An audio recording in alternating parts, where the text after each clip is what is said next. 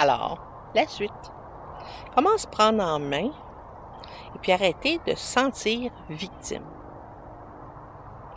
Ben, premièrement, si vous êtes une personne qui se plaignait tout le temps, ben, c'est d'essayer de corriger ça. Puis de dire encore une fois, on va changer mon focus et puis je vais regarder les choses qui vont bien dans ma vie. Puis je vous dis que des fois, c'est pas facile.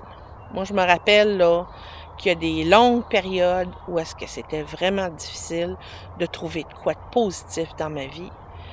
Et puis à un moment donné, il y a des gens autour de moi qui m'ont dit: «Ben, Lucie, il y a une chose qui va bien dans ta vie». Là, j'étais là, je voyais rien, moi. Ils m'ont dit: «Ben oui, tu t'es réveillée un matin, puis tu respires, tu es vivante. Ça veut dire que tu as de l'espoir. Tu as la possibilité qu'il y ait quelque chose qui change». Je l'avais pas vu de même, ça. Fait que ça, c'est, ça m'a ouvert l'esprit. Heu, bon, j'étais victime, j'en voulais aux hommes, puis là, bon, j'aimais pas mon corps, puis c'est à cause que je me suis faite, heu, molester et cetera et cetera. Heu, là, essayer de changer mon focus puis dire: «Mon corps, là, je choisis aujourd'hui de l'aimer».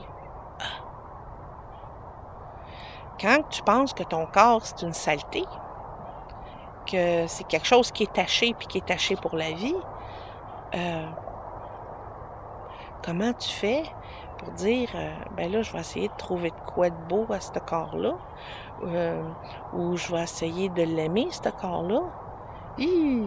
C'est un contrat. Les choses que je vous dis, c'est peut-être des cours vidéo, ben, c'est des beaux contrats, là. C'est des choses à pratiquer, ça. Hem, puis on vient pas parfait, personne. Moi, j'étais à l'école ici, sa planète Terre, jusqu'à temps que je crève, hein. Fait que tant et si longtemps que je suis pas dans ma tombe, 6 pieds sous terre, là, OK, ben là, à ce moment-là, j'ai l'opportunité et la chance, heu, d'évoluer, de grandir, d'apprendre, de travailler sur moi-même, de m'améliorer. Alors c'est ça, se prendre en main. Pour se prendre en main, ben si, c'est non ma belle. Pour se prendre en main, hem,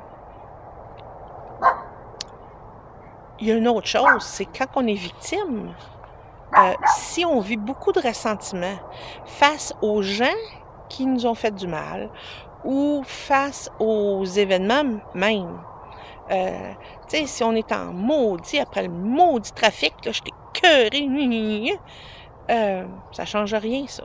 Ben oui, ça change de quoi? Ça te tient dans le négatif, ça te tient avec un tu sais, ça garde un gros nuage gris au-dessus de ta tête, puis tu te sens pas bien. Hem, ensuite, ben, si tu alimentes le négatif dans ta vie, attendez, je vais essayer d'enlever le soleil de là, là. Bon. Si tu alimentes le négatif dans ta vie, tu ça. Et puis, à ce moment-là, tu as moins de chances de pouvoir t'en sortir.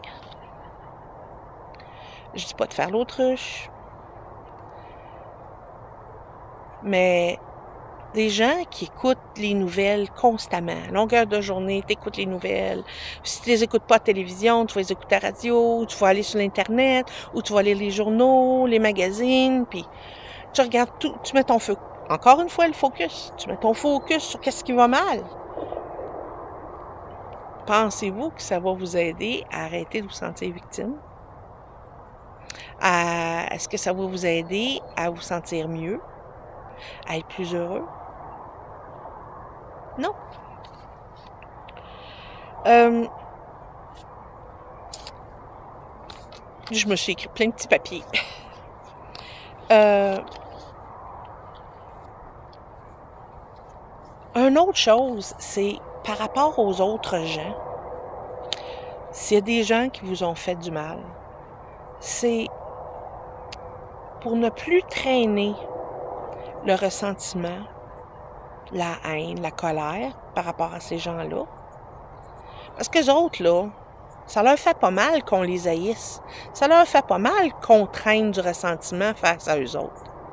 Tout ce que ça fait, c'est que c'est nous autres qui a ça dans nous autres. Là. Puis au fil des années, là, ça vient que ça nous moisit, ça nous gruge en dedans. Là. Ça moisit puis ça pourrit en dedans de nous autres. Puis ça fait rien de bon, ça. Moi, un gros défi que j'ai eu, ça a été à un moment donné de dire « Je pardonne à ceux qui m'ont fait des attouchements sexuels, qui ont essayé de me violer, ceux qui... » C'est pas facile, mais je leur pardonnais pas pour leur bien-être à eux autres. C'était bien égoïste de ma part. À un moment donné, il a fallu que je choisisse de leur pardonner pour me libérer, moi, de toute cette moisissure de haine là, qui me rongeait en dedans. OK? Et puis, à partir de là, j'ai vu des gros changements dans ma vie. Puis ça fait pas longtemps, là. J'ai 53 ans. J'ai été abusée entre l'âge de 14 ans et 16 ans par 3 personnes différentes, dont 2 figures d'autorité. Pas de famille, rien, là. Et puis, j'ai réalisé que de me libérer en leur pardonnant m'a donné l'occasion de m'ouvrir à moi-même, de commencer à m'aimer mieux et puis justement à trouver la bonne recette pour que je puisse perdre du poids. Là, je suis encore toutoune, là, mais je m'en viens très bien. Ma santé s'améliore beaucoup. Là-dessus, il y a un train qui arrive. Fait que je vais vous laisser. On fait une suite aux prochaines vidéos. Bye!